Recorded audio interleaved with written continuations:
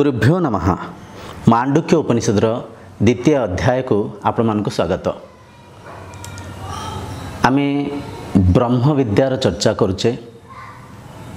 ये चर्चा रे प्रथम वीडियो रे आमे मांडुक्य उपनिषदर शांति मंत्र को बहुत गभीर भाव में चर्चा होकर बुझीचे।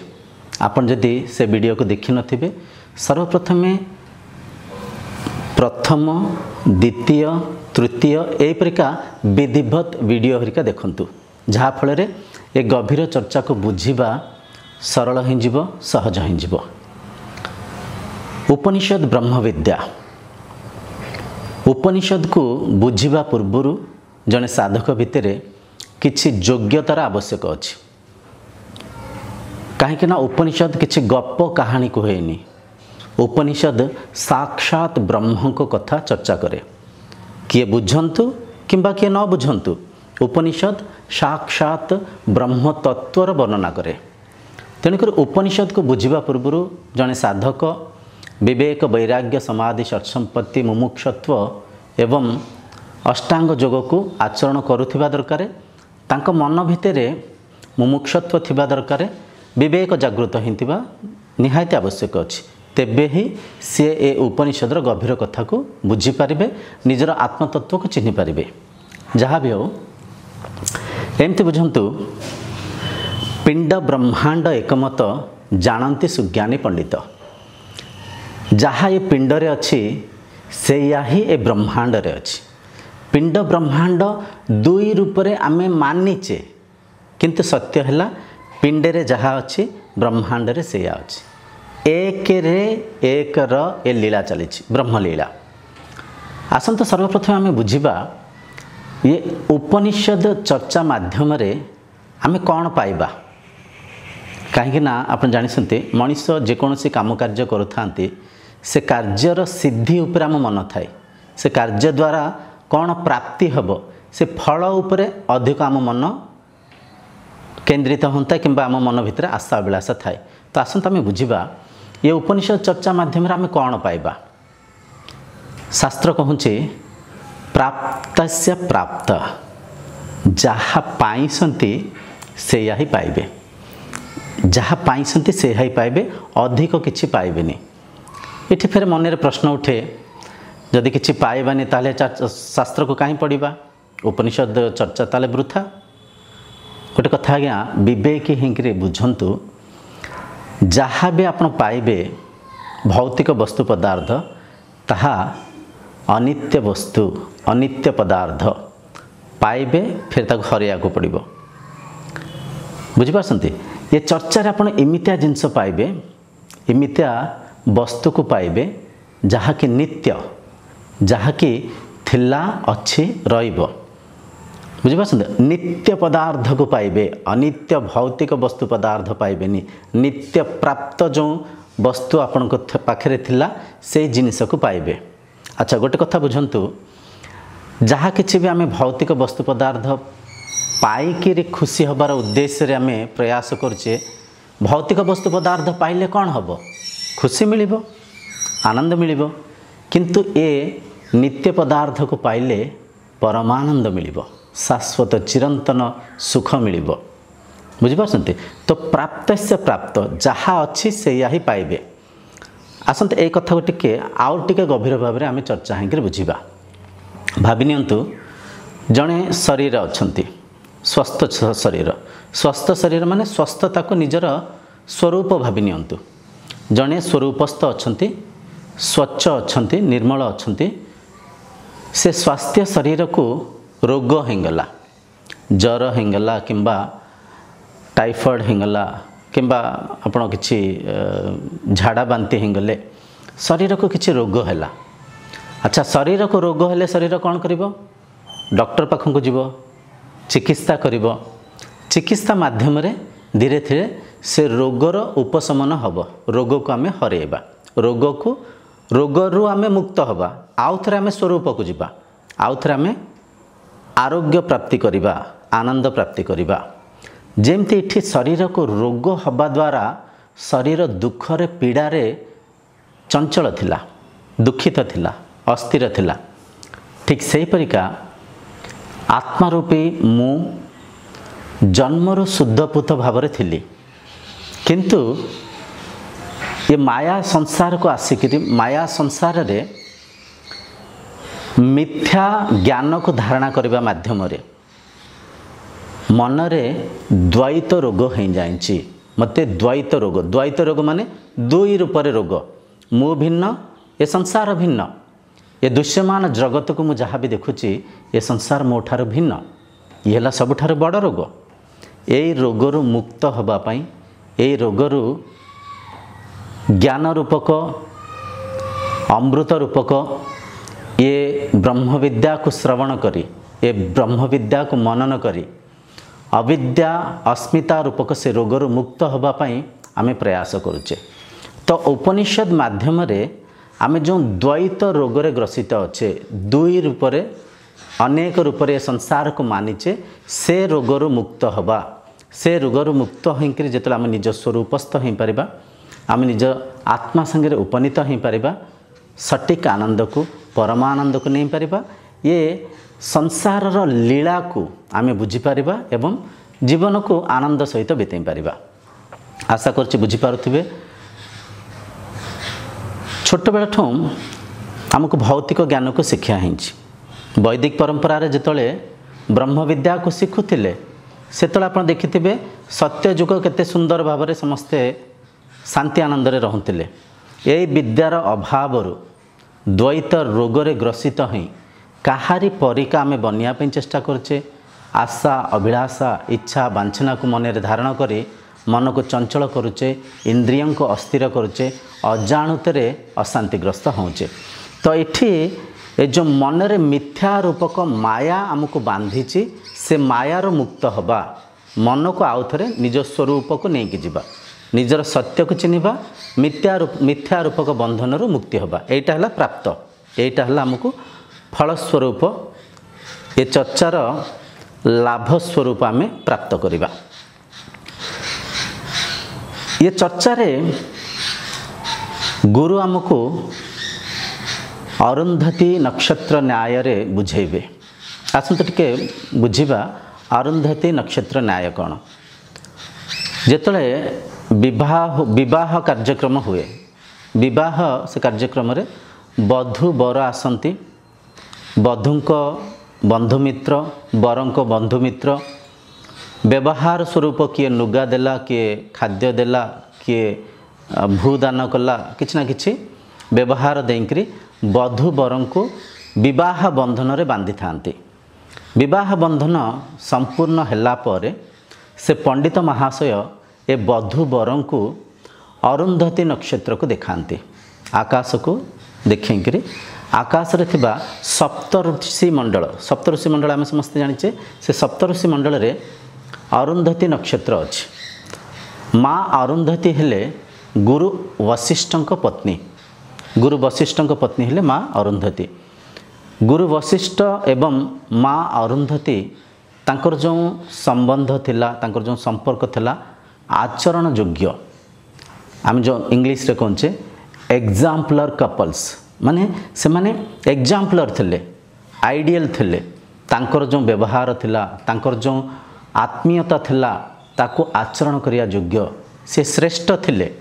जणे जनक प्रति श्रद्धा सम्मान थिला, जणे जनक माने प्रेम सहित स्नेह करुथिले। से माने साधना करबा उद्देश्य रे विवाह रूपक बंधन रे बांधी हिथिले, साधना रथ थिले, समाज को सत्यर प्रचार करुथिले। काहेकि हम समस्त जानिचे गुरु वशिष्ठ ब्रह्मज्ञानी थिले। माँ अरुंधति मध्य तांको आश्रम विद्या रे छात्र मानक विद्या अध्ययन करिबारे माँ अरुंधति मध्य तांको सहाय्य करथिले। तो से परिका योग्य दाम्पत्य हबा पई, से परिका तांको विवाह जीवन को बितेया पई अरुंधति नक्षत्र को पंडित महाशय से बधू बरं को देखौथिले। एठी असली कथा को बुझंतु, से अरुंधति नक्षत्र को देखौथिबा समय रे पंडित महाशय किछि सहारा नौथिले। काहेकि आकाश रे अनेक नक्षत्र अछि, अनेक नक्षत्र भितरे सप्तऋषि नक्षत्र अछंती। से सप्तऋषि नक्षत्र भितरे जो गुरु वशिष्ठ नक्षत्र अछंती, से नक्षत्र करे रे मिंजी मिंजिका गोटे तारा अछि, जहाँ को आमे अरुंधति नक्षत्र कहूचे। तो से तारा को जिते जदि साक्षात पंडित महाशय आकाश को देखदेवे अनेक नक्षत्र देखा जाउछि से अनेक नक्षत्र भितर अरुंधति नक्षत्र को चिन्हवा कष्टकर हो तेणुक पंडित महाशय कौन करते भावी नियंतु सर्वप्रथमे गोटे गछ को देखले वधुवर को लेकर कहले भावी नियंतु गोटे पिजुली गछ अच्छी तुमको से पिजुली गछटा देखा जाउछि स्थूल वस्तु कतिर अच्छे निश्चय देखा कब आज्ञा देखा जाउछि से कहे देखो से पिजुली गछर गगन को देखो से 3टा फूल अच्छी देखा जाउछि से माने कहे आज्ञा देखागला से 3टा फूलर सीधार देखु अरुंधति नक्षत्र अच्छी से सीधार देखो अरुंधति नक्षत्र अच्छी से जो मिंजिमिंदी चारा होची से अरुंधति नक्षत्र जहाँ माध्यम वधु वर सहज रूप से अरुंधति नक्षत्र को चिन्ह पारती देखिपारती ठीक से ही न्याय एठी गुरु शिष्य को आत्मतत्व को बुझेवा पाई ब्रह्मांडर सहारा नहीं सन्ति पिंडर सहारा नहीं सन्ति इंद्रिय मनर सहारा नहीं सन्ति पॉइंट अप करके देखौसंती दर्शैकरी बुझेवा पाई चिन्हैवा पाई निर्देश दौसंती किंबा तांको सहाय्य करसंती। तो शिष्य मध्य विवेकी हिंकरी से निराकार तत्व को चिन्हया पे प्रयास करिवार निहायत आवश्यक अछि काहेकि ना ब्रह्म निराकार ब्रह्म निर्गुण ब्रह्मंकर कौन से आकार आकृति नाही ब्रह्म रचना करथिबा ए माया रे अनेक रूप अनेक रंग अनेक आकार आकृति अच्छी किंतु ब्रह्म हेले निर्गुण अलेख अव्यक्त अवस्था जो अवस्था को आम व्यक्त करि परिबानी। तो से निर्गुण को चिन्हैबा पाई सगुण ये ब्रह्मांडर सगुण ब्रह्म रूपक ओम रो साहाय्य नहीं सुनती गुरु सेठी जेंति पंडित महाशय किछि भौतिक वस्तु पदार्थर साहाय्य रे अरुंधति नक्षत्र को देखा प्रयास करथिले एठी सेंति गुरु बारंबार शिष्य को से निराकार तत्व को चिन्हया पाई निर्देश देइसंती आदेश देइसंती किंबा मार्गदर्शन करिसंती कहि परिबा। तो विवेकी हिंकरे सब कथा को जेतले शिष्य अंतर्मुखी हिंकरे चिन्हया पाई चेष्टा करिवे निहायत समय आसीबो से आत्मतत्व को चिन्हि पारिबे से ब्रह्मसत्ता को बुझीपारे आउ ये द्वैत रोगर मुक्त हो पारे बुझीपारते। एबे आसंता आमे मांडुक्य उपनिषदर प्रथम मंत्र को उच्चारण करिबा से मंत्रर गभीर अर्थ माध्यम आमे स्वाध्याय करी निजर सत् सत्ता को चिन्हिबा निजर नित्य पदार्थ को चिन्हिबा। मंत्र ए परिका अछि ओमित्येतदक्षरमिदं सर्वं तस्योपव्याख्यानं भूतं भवद्भविष्यदिति सर्वमोंकार एव यच्चान्यत्रिकालातीतं तदप्योंकार एव। मंत्र रे कहा जाउछि ओमित्येतदाक्षरम् इदं सर्वं माने ओम ही सर्वस्व इदम सर्व माने ये गभीर शब्दर अर्थ को बुझंतु सर्वम माने सबु किछि बुझिपारसंती एठी ओम हेले साकार ब्रह्म गत वीडियो रे आमे बुझितले निराकार ब्रह्म तत्व को चिन्हिबा पाई साकार ब्रह्म रूपक ओम रो सहारा नौचे शब्द ब्रह्म रूपक शब्दर सहारा नौचे। तो ओम हेले अक्षर ब्रह्म एठी कहा जाउछि ओम ही सर्वस्व ओम ही सबु किछि जहाँ किछि भी दृश्यमान संसार अच्छी ये देखो केतबेले आमे ब्रह्म को बहिर्मुखी हिंकरी चिन्हवा केतबेले आमे ब्रह्म को अंतर्मुखी हिंकरी चिन्हवा अंतर्मुखी कहतु बहिर्मुखी कहतु समस्ते हेले से एक ही ये चर्चार सर्वस्व उद्देश्य है ये संसार एकता को चिन्हवा मु आ ये जो संसार दृश्यमान संसार भिन्न नुहे मु ही ए संसार ही मु जेकोसी वस्तु पदार्थ जेकोसी रंग रूप आकार आकृति को देखुची सबकिछि मु ही ये एकात्म भाव को चिन्हवा ही ब्रह्म विद्यार सर्वोच्च लक्ष्य एवं प्राप्ति मध्य।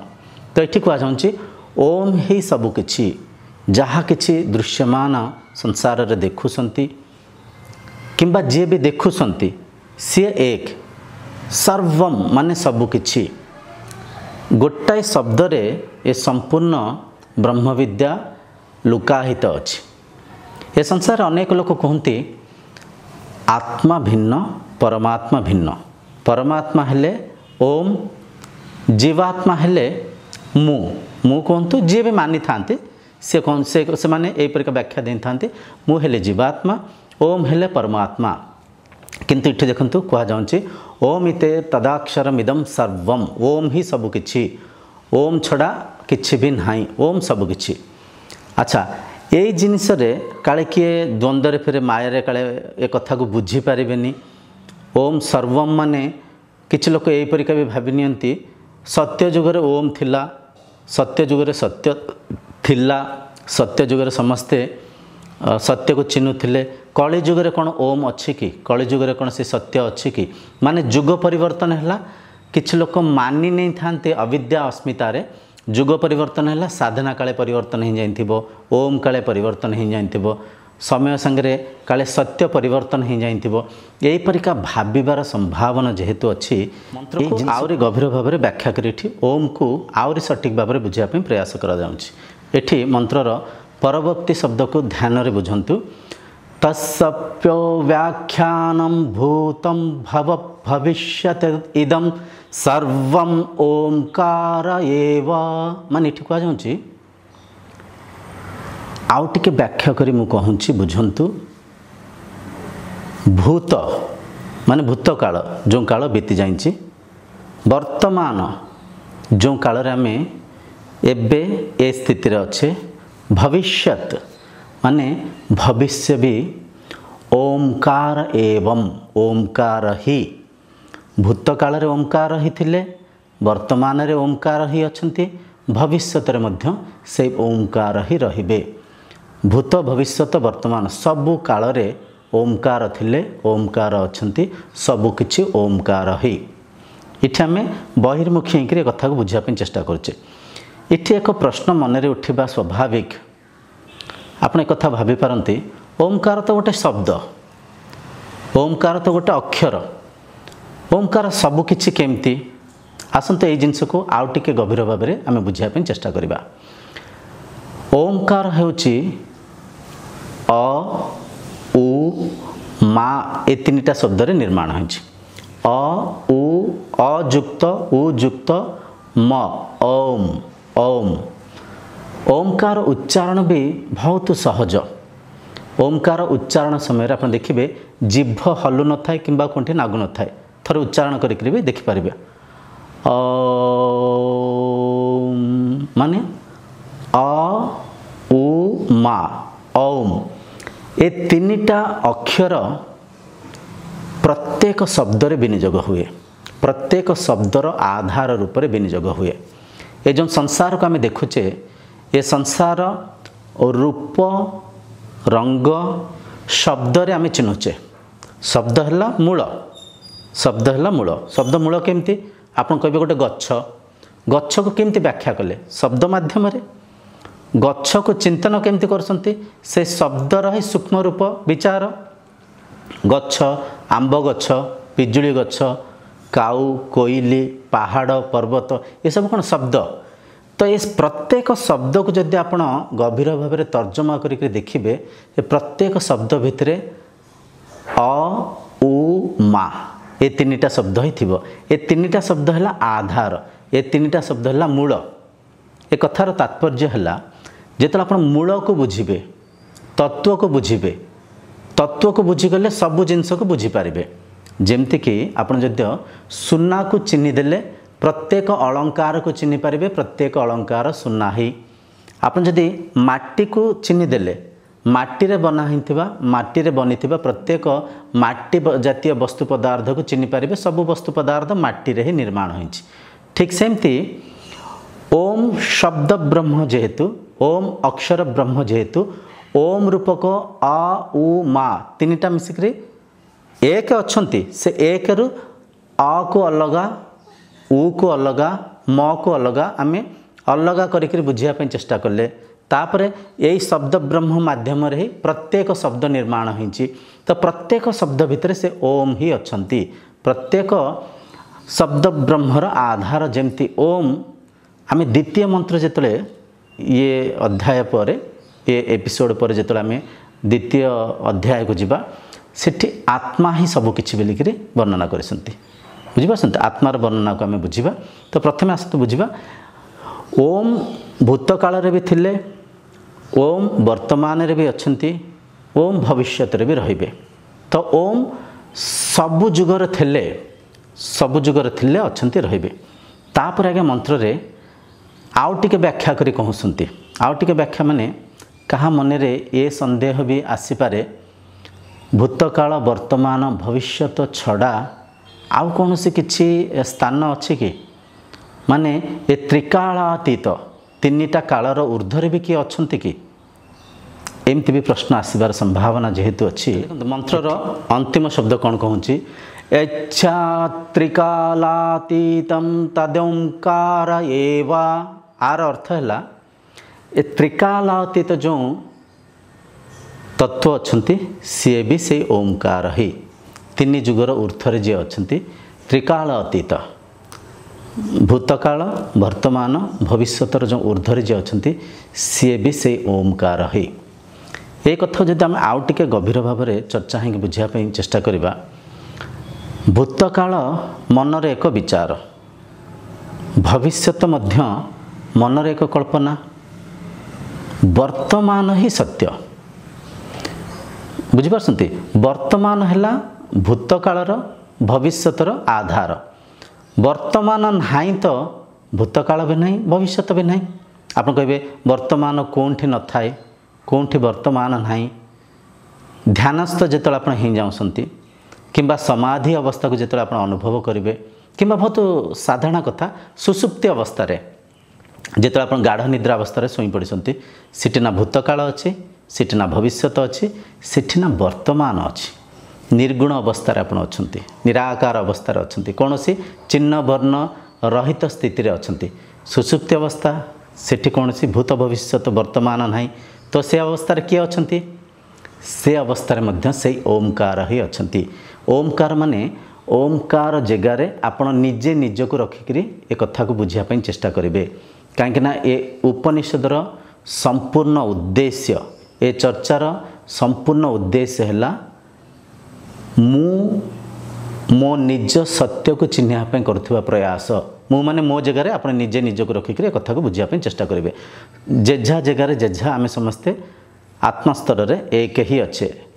अलंकार जमती विभिन्न आकार आकृति नहीं थिले मध्य तत्व रे सुना रे प्रत्येक अलंकार एक, प्रत्येक अलंकार आधार सुना। सेमती बहिर्मुखी शरीर स्तर रे मु तु रूपक भेदभाव कले मध्य आत्मा स्तर रे मु ही तू ही मु। तो ये कहबार तात्पर्य मु जो चैतन्य सत्ता अच्छी, मु जो ओंकार तत्व अच्छी, मो चैतन्य सत्ता को आधार करे मो भितरे भूतकाल रूपक विचार मनर स्तर रे संग्रहित होकर अच्छी। मु चैतन्य सत्ता को आधार करे मन भितरे भविष्यतर कल्पना भी मु से भूतकालर अनुभव माध्यम रे कल्पना करुची। मु चैतन्य सत्तार मो भितरे मन रूपक माया वृत्ति रे वर्तमान को मध्य मु परखुची।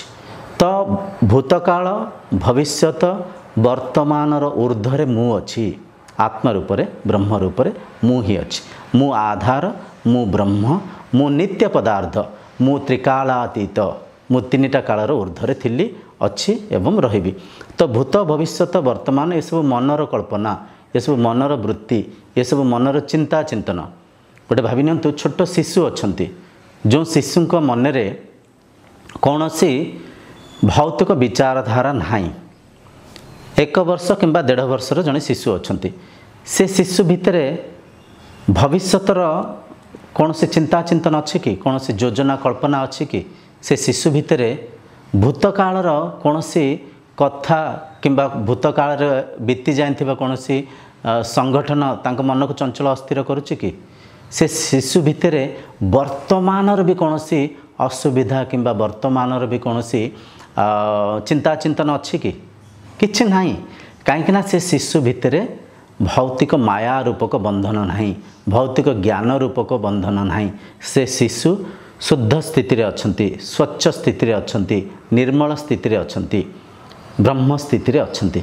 से शिष्यर से मन स्थिति को आपण जेतले साधनार अग्रसीमा को जिबे, साधनार सिद्धि प्राप्त करेंगे, मनर तुरीय स्थिति को अनुभव करेंगे, से छोट पिलार शुद्धपूत मन परिका आपण मन हो आपण भूत भविष्यत वर्तमान ऊर्ध्व को पलैबे।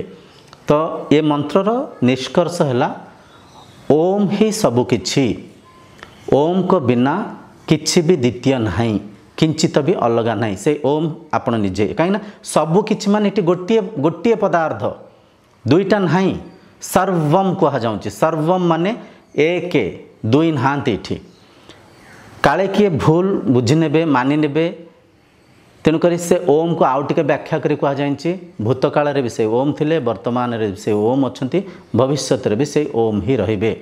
काले आउर किए नकारात्मक भाव में आपको भूल बुझी नेबे मानि नेबे, तेणुक आउ टिके भल कि व्याख्या करी कह जाए। त्रिकालातीत ऊर्ध्वर भी से ओम अच्छी। ओम छड़ा आपण तत्व छड़ा से एक सत्य छड़ा कौन सी द्वितीय किंचित भी एठी ना। बुझिपारछन्ते आज चर्चा के रखा। आगामी उपनिषदर द्वितीय मंत्र माध्यम आमे बुझिबा आयमात्मन ब्रह्मन, मु आत्म ब्रह्म केमती आउरी गभीर भाव में सिटी तत्व को बुझाई। इठी अक्षर ब्रह्म को, शब्द ब्रह्म को माध्यम कर बुझापी प्रयास कले, सेठी आत्मतत्व को साक्षात बुझापी प्रयास कर। आगामी अध्याय जाए आपण विदाय नौची। ओम शांतिर्भवतु।